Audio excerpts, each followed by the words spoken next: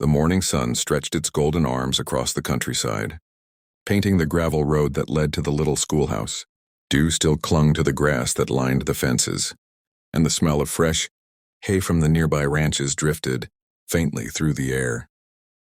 Clara stood on the wooden steps of the school, a stack of worn textbooks pressed nervously to her chest. Her heart beat fast, though the schoolyard was quiet for now. She knew today was important, not just because it was the start of a new term, but because today a new student would join her class.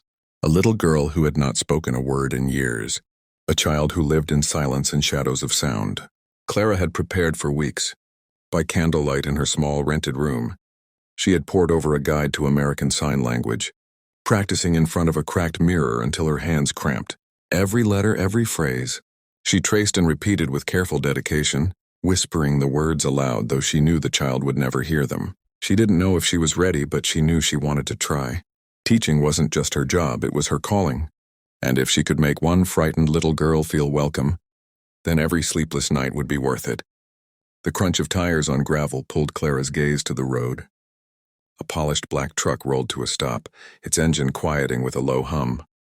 The door opened and a tall man stepped out, broad-shouldered, his boots stirring up dust.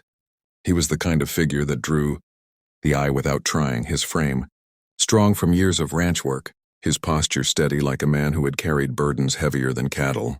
His hat shaded his face, but Clara could see the sharp cut of his jaw, the sun-darkened skin, and the way his eyes, though watchful, softened the moment they turned toward the passenger side.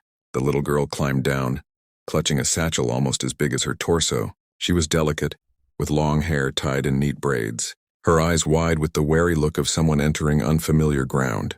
Clara's breath caught as their gazes met across the yard. For a moment the child seemed frozen, half hidden behind the open door of the truck. Clara's instinct was to approach, but she forced herself to move slowly, carefully. Children who carried silence also carried fragility, she knew.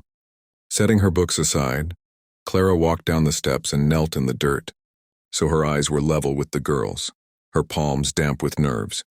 She lifted her hands and signed slowly, "Good morning. Welcome."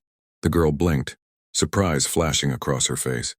Then her lips twitched upward in the faintest smile. With hesitant hands, she signed back, awkwardly but clear enough. Clara felt her chest swell with warmth so fierce it almost brought tears to her eyes. She hadn't failed. She hadn't frightened her. She had reached her.